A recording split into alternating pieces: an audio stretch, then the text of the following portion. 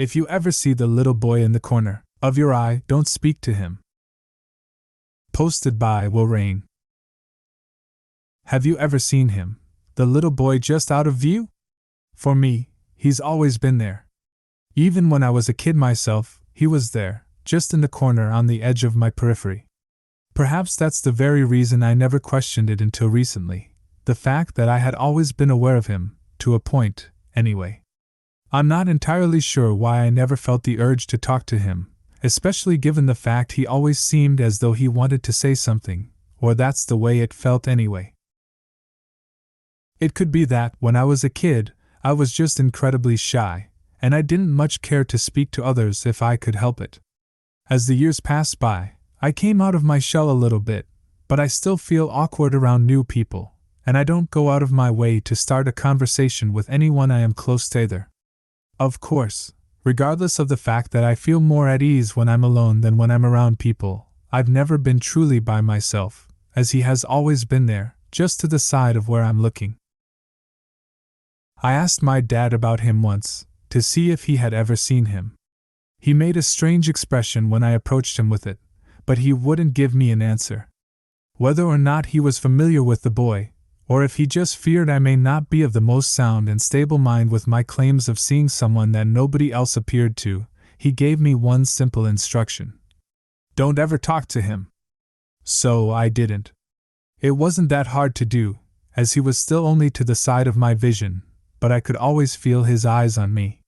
When I would awake in the middle of the night, due to the frequent nightmares that plagued my younger years, I could still feel him staring at me. Even with my night terrors, I was never a leave the light on sort of kid. I liked the darkness. I liked being hidden behind the shadows. I liked not having to see the shaggy blonde hair to the far left of my vision for a time, but I knew he was still there. When I showered, he would be just out of reach in the bathroom. When I ran around playing, he would follow along, though he never seemed to actually move, he just drifted along beside me, still in that same static, upright pose. When I went swimming at the public pool, he would be under the water, with his unmoistened hair, floating to my left, still staring at the white of my eye. No matter where I went or what I did, he would come along for the ride. My dad never brought back up the question I asked him that day, aside from the occasional check-in, to ensure I was staying true to my promise that I would not speak a word to the mysterious child. Unfortunately, this would bring the knowledge of my passenger to the forefront once more. I had learned to ignore him for the most part, but should I be reminded?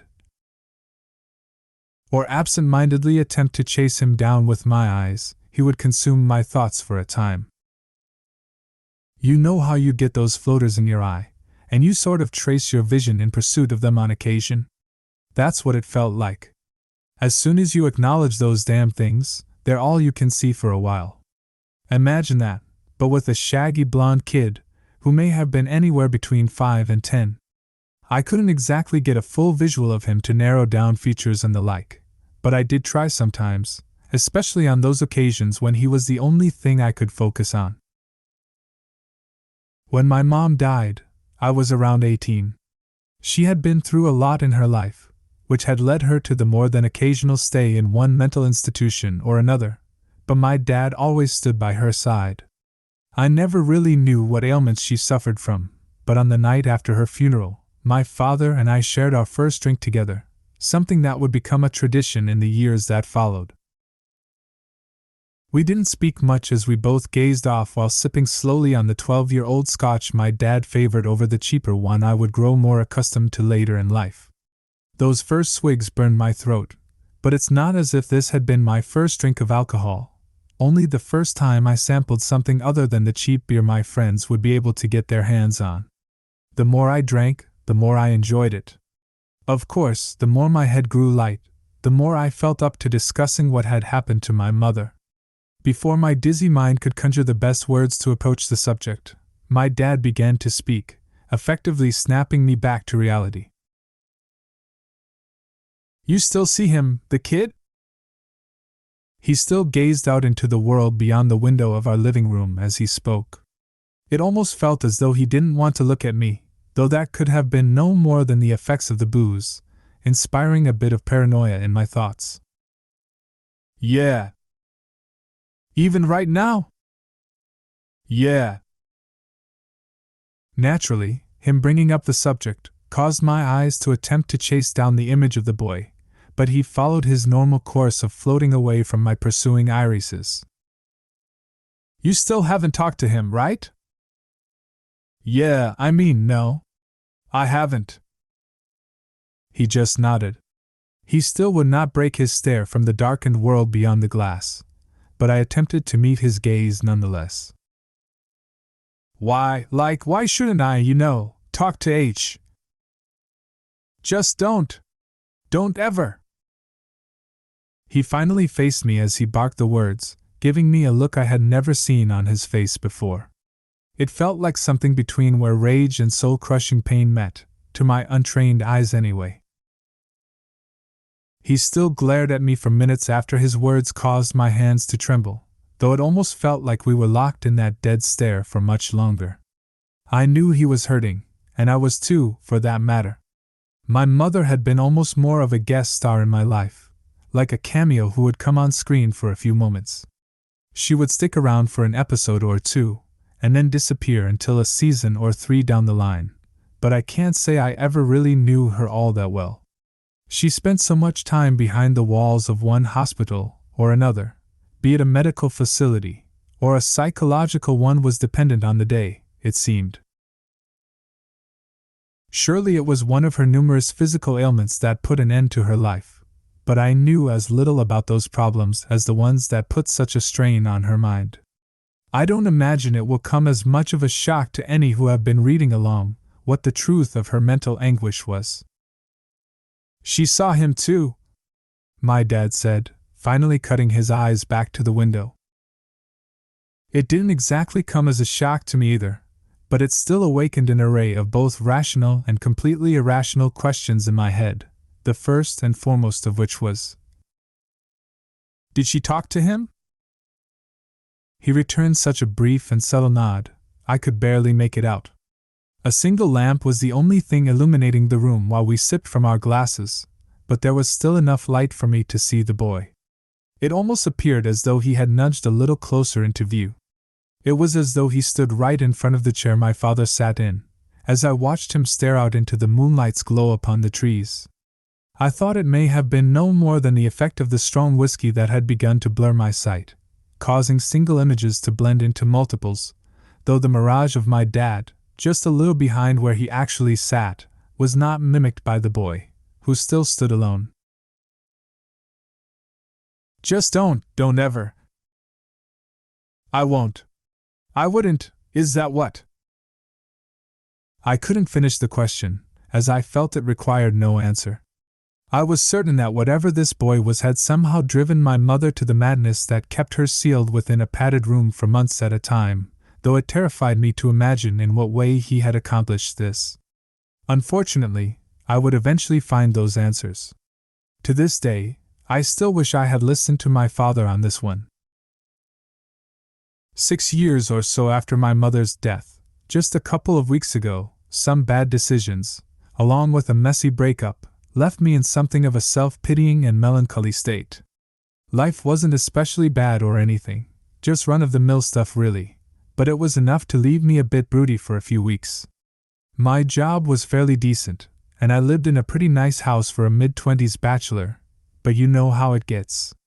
Things can be overall great, but a few little things can lead to a touch of depression. I had the weekend off, and planned to just sit around the house for a couple of days, though I had no doubt I'd just be wallowing the whole time. I had successfully sat in the same chair for a good 3 hours straight, accomplishing nothing more than some solo Netflix and chill, when I got a text from my old college buddy, Jerry. He told me some of the old crew had impulsively gathered up to throw an impromptu party, and invited me to join. I considered whether or not I felt like being around others, but since the only company I'd had all day had been the kid in the corner of my eye, I thought it couldn't hurt to drag my lazy ass out into the world for a while. Jerry texted me the address, and I took a quick shower to get myself cleaned up. I went ahead and arranged an Uber, as I had no doubt I would be in no fit shape to drive by the time I was ready to come home. As soon as I arrived, I was handed 2 matching beers, one for each hand, one of which I gulped down in one enthusiastic chug. By the time the second one was emptied into my gullet, and a third found its way to my hand, I was feeling almost blissfully light and carefree, even with my passenger propped to the left of everyone I talked to. I had an absolute blast catching up with those I hadn't laid eyes on in months, and some I hadn't seen in years. Unfortunately, with good times, there's often something not so good just waiting around the corner. In this case, that was my ex, Mila, arm in arm with Aaron, the guy she ditched me for. Being beyond lit when they showed up, I did not remotely handle the situation with any sort of dignity, instantly rising from the chair I had been sitting on for the better part of an hour, knocking back one after the other. Jerry attempted to hold me back, but I was in Aaron's face, shaking my friend's hand away from my shoulder, within seconds. I pushed my ex's new boyfriend, and he took a swing at me. Before I knew it, Mila was crying and screaming, while Aaron and I were carrying on like idiot school kids. He caught me across the jaw, and I slugged him in the gut. He buckled a bit, while pushing me against and over the table that spilled bottles and cans to the floor, along with me. My arms got sliced up a bit as I pushed up from the broken glass on the carpet, and I tackled the big guy. We hit the ground, and I kept punching at his face, while my ex attempted to pull me off him. I was so blinded to everything but my desire to lash out at the poor bastard who had the nerve to steal my girl, that I barely noticed when I caught her across the jaw when I reared back to knock another dent into my target's face. After I landed the hit, a couple of the guys pulled me away from the guy who was bruised and bleeding on the floor, and I finally realized what I'd done. I felt awful when I saw her crying and holding her mouth with a stream of scarlet leaking between her fingers. I went to lean down and attempt to help her, while practically begging for forgiveness, when Jerry pushed me back. "Just go, man," he said, pointing to the open door. "But I didn't mean to." "But you did. Just fucking go. You've done enough." He turned his back to me, leaning over to help Mila while she sobbed on the floor. I looked around to see every single eye on me, each with their own accusing stare. I felt my face flush with embarrassment and guilt, and my stomach began to churn. I did what was asked of me, and took off out the door, not so much as looking back. I had no idea where I was, and I didn't even care. Not only had I hurt the woman I still loved, but I had very likely broken every one of the bridges between my only friends and I. My head was spinning, and my gut was still in knots, but I just kept on staggering onwards, not giving too much of a shit if I ever found my way back home. After a while, my legs gave out, and I dropped to the concrete, retching into the ditch to my right. I felt awful, both physically and emotionally. I just sat there for God knows how long, as cars sped one way or the other on the road beside me. Eventually, after having grown repulsed by the scent of the alcohol on my clothes, and even more so by what I had ralphed into the grass, I finally picked myself back up, pulling my phone from my pocket to arrange a ride back to my home. I wasn't exactly at any particular address at the time, so I just strolled to the gas station I saw in the distance, and waited for my driver.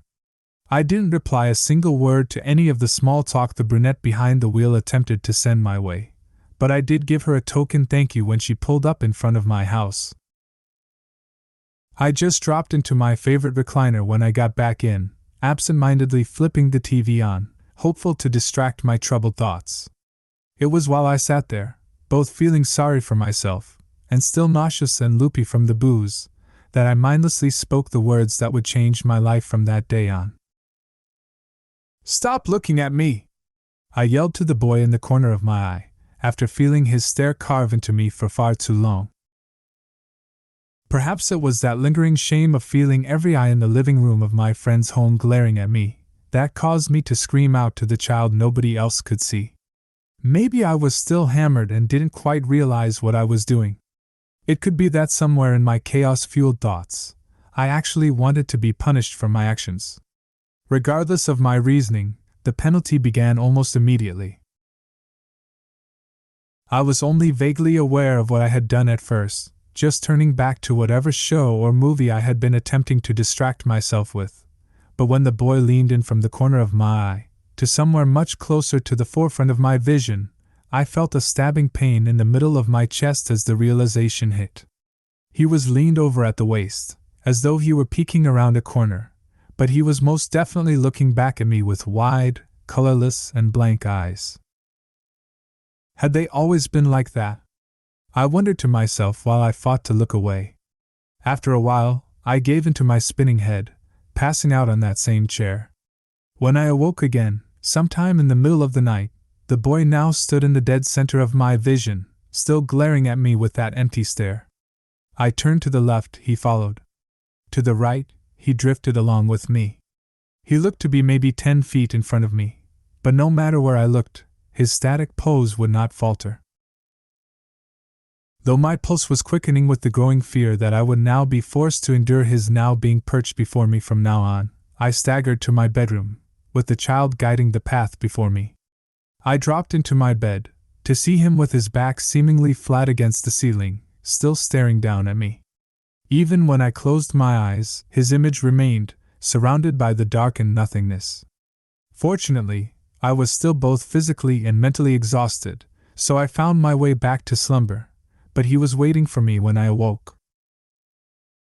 I had rolled onto my side through the night, so when I came back to awareness, it looked as though he hovered above the ground sideways. I felt tense all over as I pulled myself free of the blankets, following the boy who faced me in the direction of my bathroom. My shower wasn't large by any means, but it looked as though he was embedded into the tiles while I washed myself. He stood against the back wall while I dried myself off, and floated across the floor in front of me as I walked back to my bedroom to fetch some clothes. Even when I held up my phone to place the call to my father, he peered over the top of it. As my finger hovered above the icon of the goofily grinning picture my dad had allowed me to take some years ago, I closed the application. I wasn't quite ready to admit that I had indeed done the one single thing he warned me against. I attempted to convince myself I could live with this. I had gotten used to him being in the corner of my eye, surely I could grow accustomed to his new position. I tried to convince myself of this, though my heart continued to beat at a much faster rate than usual. As the day progressed, my mind was consumed both by the mess I had made of my friendships the previous night, and the child I could no longer escape.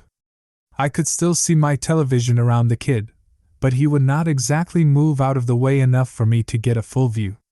Still, I hoped I could handle it. Yes, this was bordering on a full-on disability, as I only had partial vision around the little bastard, but I could deal with it.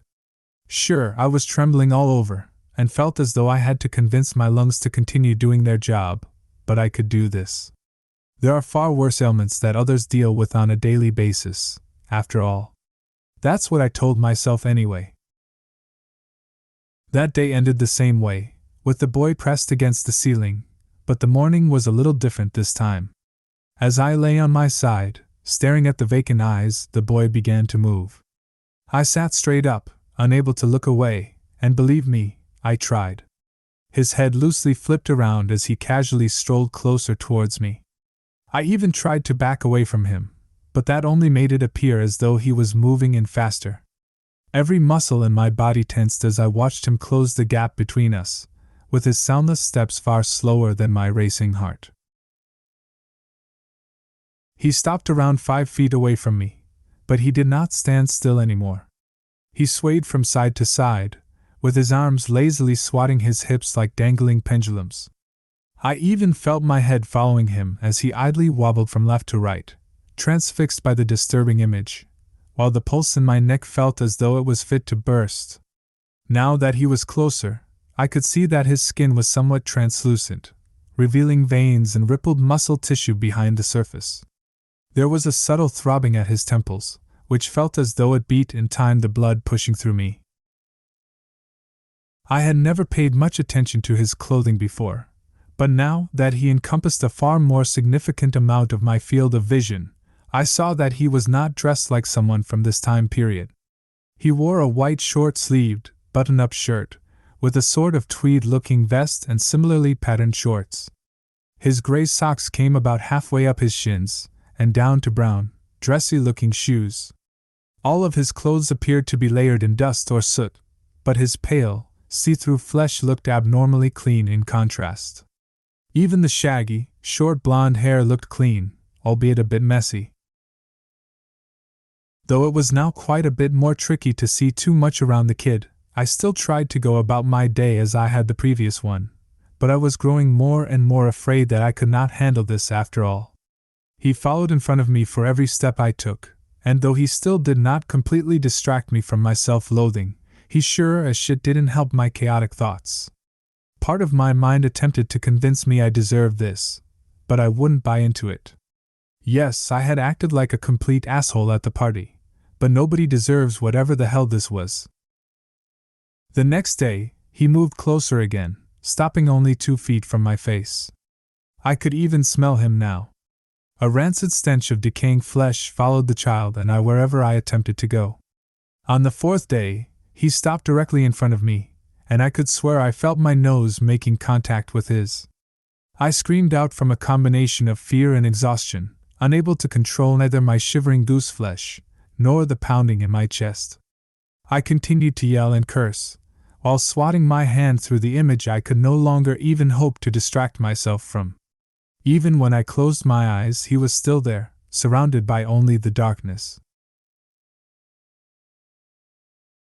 By the time my raiding fit came to a close, I felt lightheaded and queasy, both from my rapid pulse, as well as the noxious stench the hollow child carried with him.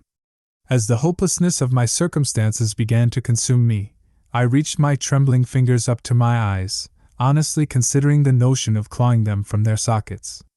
I clenched my fists before they made it to their target, but I could not escape from the idea this may very well be my only way out of this.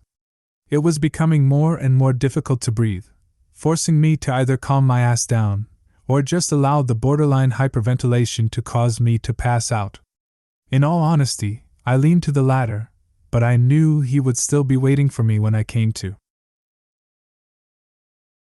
Once I finally managed to regulate my intake of oxygen to something still far more erratic than my normal breathing patterns, I focused my attention back on the boy, though that wasn't exactly hard to do as he was practically the only fucking thing I could see anymore. He had appeared maybe a little over 3 feet tall before, but his face was right at my own. Whether he was floating in some way, I couldn't say, as no matter where I looked, all I could see was those lifeless eyes glaring into mine. When I attempted to look down, it was as though his head sprouted from my chest as we still peered nose to nose at one another. Just as I was preparing to finally give in and attempt to call my father, things got even more grim, causing me to lose my fight to keep myself from losing consciousness. As I felt around the nightstand for my phone, the child reached his own hands to his face, mimicking the brutal actions I had almost considered inflicting on myself. He moved so slowly as his fingers dug into the lids and meat wrapped around the top of his eyes, causing a thick and moist, darkened and foul-smelling liquid to ooze from within. I screamed out once more, in a far more horrified manner than before, as the boy tore away grizzled chunks of flesh, along with the blank and lifeless eyes, dropping his arms to his side when the work was done. Even as he stepped closer to me over the previous days, he was silent. His footsteps did not so much as creak across the floor, but I heard everything he had just performed before me. I retched from both the sounds and sight of what I had just witnessed. I gasped for air, in between more frantic and frenzied screams. While my heart threatened to explode from within my chest, my head grew dizzy and loopy from my constant wails refusing to allow remotely enough oxygen to get through. I blacked out before I even realized I was even close to losing consciousness. The gaping and grotesque wounds from where the child's eyes used to reside appeared far less fresh when my eyelids sprung back open, and though the symptoms that left me on the floor had not dissipated, they had calmed somewhat. I was finally able to place the call to my father, which was no easy task as I could only see anything other than the boy through my periphery anymore, where he had once dwelled before I spoke to him. I could instantly tell that my confession made my dad both angry and saddened. He came to pick me up, and he drove me back to the home I used to share with him and my mother, back in far more simple times. He led me into the house and sat me down upon his couch, before fetching me a glass of that same whiskey we still shared from time to time. Fortunately, I was able to rely on my muscle memory to guide the glass to my lips, though I couldn't tell when it was empty until I couldn't spill any more down my throat. After allowing the drink to lighten my head somewhat, my dad shared the story of how the boy drove his wife to the brink of madness and beyond, something that I likely had to look forward to before much longer. She was a few years older than you, when she talked to him. His voice sounded tired as he spoke, though I couldn't tell what expression he wore, as he was hidden from me, behind the hollowed-out eyes of the young boy. She'd seen him her whole life, just like you. Don't know what drove her to break the silence between them, but it happened pretty quickly after that. We'd already been married for some years before then, and I'd heard her talk about him from time to time, how he just stood in the corner, since she was a little girl. She even talked to her optometrist about it, when she was younger, but they didn't take her seriously, just chalked it up to her being an imaginative kid. I could hear his voice tremble while he spoke. He would frequently clear his throat, as if to regulate his words, or avoid tears from escaping down his face. Of course, he may have been sobbing the whole time, for all I could see. The whiskey was helping me maintain a degree of composure, along with being in my dad's company, but I still shook from head to toe, my heart still raced, and my stomach continued to lurch. After a few weeks of the boy being all she could see, I had to check her into the hospital. They kept her for a good many months, but I could visit her most days. You weren't even a whole year old by then, so you likely don't remember that first time. Course, I'm sure you remember some of those later times she was put away for a time. Honestly, the majority of my memories of my mom were during visitations to one facility or another. When I was quite young, I didn't give it much of a second thought. I just assumed it was normal, or at least not far off it. She always seemed so happy to see me, but now that I really think about it, she rarely actually looked right at me. She would face me when we spoke, but our eyes would only meet on occasion. Of course, I now fully understand why that was the case. For a while, they found some drugs that helped her some. She said he was still there, but he wasn't as solid, almost sort of see-through. Course, every different prescription that'd work for her would only help for a while. She got almost a year out of one of them, but others only get her through a few months at best. We'll get you to see those same doctors that helped her, well, as much as they could anyway. There were those times when she shared the house with my father and I do recall some truly happy days, but she always did seem somewhat distant. They would never last for long, though. She would always have to return to that hospital sooner or later, and my dad seemed even more lost every time we would have to take her back there. I never told you how she died. I felt his hand on my shoulder, and I reached mine to meet it. He felt as though he was shivering too, but it may have simply been no more than my own body tremors and spasms. She told me about how things got progressively worse, but I can't say that I believed her, or really understood at first. Sometimes wonder if things could have worked out differently if. Wasn't until that last time she got to come home that I knew I should have listened.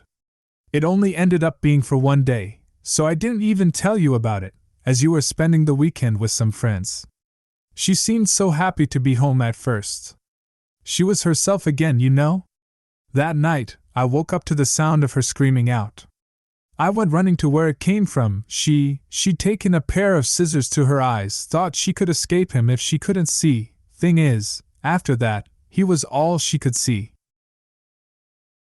I was only vaguely aware of his grip tightening on my shoulder, as my trembling was growing more and more intense. The more he spoke of what my mother endured, the more I realized how fucked I really was. I had already been terrified by the idea of what my life could become before I called my dad, but the more his tale of my mother's suffering progressed, the more I feared my own sanity would not last. I hadn't been permitted to visit her over that last year, but my dad would still go just about every weekend. He always looked so strained and sad when he'd head out, but I couldn't have known the truth. I felt my father's grip release as he sat down beside me, wrapping his arm around me. After what she did to herself, she went back to that hospital. Well, after the emergency room docs did what they could for her. After a few weeks, I was able to visit her again. She wasn't even almost who she used to be anymore. I don't know if the boy was mad because of what she did, or if it was just the next step, but he started hurting her. I felt my jaw hang limp and loose. I wished I had listened to his warning in the first place, but I could have never imagined the kid could inflict physical pain. If nothing else, even if this would likely drive me to madness, I knew now that if I had actually torn the sight from my eyes, it seems it would have only made things much worse for me. He began to rot away in front of her, and she said he looked to be getting more and more angry. Even though just about all she could see anymore was those meaty and empty sockets, since back in the beginning of her nightmare, she could still make out where the skin was peeling away from his face. She couldn't have known what was coming next, until she felt the pain. She said it just felt like punches at first, and only from time to time. She'd wake up in the night after taking a bony fist to the gut, or coughing out food she was trying to eat, after a jab at her ribs, but it got even worse than that. I had to fight against puking all over my dad's couch, as I felt even more nauseous, learning the terrifying future which likely lay ahead of me, as well as knowing what indeed my mother had been through all these years. I could barely believe what I was hearing. Somehow, I don't believe he only hurt her because of what she did to herself. I had already been terrified at the idea of having one sense blocked, and another filled with the potent and grotesque scent of rotting flesh, but I could barely wrap my frantic thoughts around any of this. She said it felt like the bones had pushed through the skin of his fingers when he would claw at her. She had gashes and yellow bruises all over, but the docs thought she was doing it to herself. They even tried to strap her down so she wouldn't hurt herself anymore, but they'd still find her bleeding by morning. I'm sure it isn't too hard to figure out by now, but she just couldn't take it any longer, I suppose. She'd been locked away for a long time by that point, hidden away behind those padded walls. I would still get to visit her occasionally, but I couldn't let you see her like that. I can't know how she got her hands on enough pills to get the job done, but they said she'd swallowed a good 30 of them. I could practically hear the tears, now that they had finally unleashed, as my father's voice quivered and cracked. I had been crying this whole time myself, but it made things even worse when he joined in. In some ways, I wasn't surprised by what he told me, not about my mother's suicide anyway. I think I had suspected it since she passed. Those other revelations, however, almost caused me to scream out again. From what he said, it could be years before I was that far gone, but it still hurt to hear how much she had suffered, as well as the realization this could potentially be my own fate too. We talked and cried a little more, before the drink left me feeling drowsy again. My churning stomach settled enough for me to get to my feet, and my father led me to my old bedroom. I dropped into my childhood bed, allowing the darkness to wrap around the image of the boy who hovered just beyond the tip of my nose. I could still smell his foul stench, but I had already begun to grow accustomed to it. Yes, it was awful, but not intolerable, not to a moderately tipsy and groggy individual, anyway. Within the days that followed, my dad took me to see my mother's old doctor. Well, one of them anyway. She went through quite a few in her day, but this guy had been the most effective in treating whatever the hell this is. Given his experience with my mom, he prescribed me something called clozapine. It's apparently some sort of antipsychotic, but he found it particularly effective on my mother's symptoms. It took a few doses, but within a week, the smell subsided and, just as my dad told me, the boy became somewhat transparent. Yes, he's still there. I still see those hollowed out, meaty sockets every second of every day, but I can also see the world behind him now. It's not perfect, and I'm sure it won't last, but I'll try to take it, until I can't anymore. I'm still far beyond scared, but things are a bit more tolerable for the time being. I don't know what this is, why my mother and I were cursed with it, nor who the hell this kid even is, but I can only hope there is a way of avoiding my mother's fate. I have no way of knowing if there is any chance of escape, but I have to find out what I can about him, and why he appears to be set on punishing my family. If there is a way out of this, it has to be hidden behind the identity of the boy. My father said he'll help me look for answers, though he had attempted this very investigation during the years my mom spent living in this hell. I have to try, though. I may never locate the truth behind all of this, but if I should, I'll post what I find. If it happened to us, it's very possible it could happen to others too. It's probably a long shot, but if anyone reading these words knows who or what he is, or whatever this curse is, please help me. It's only a matter of time before the world beyond the boy who used to dwell in the corner of my eye is hidden away from me for good. I don't know if I have the strength my mother had. I doubt I will survive for long when the medication stops working. Even now, while things are likely as tolerable as they may ever be again, I feel my sanity waning. Just please trust me on this. If you should see the little boy in the corner of your eye, don't make the same mistake I did. Never, ever speak a word to him.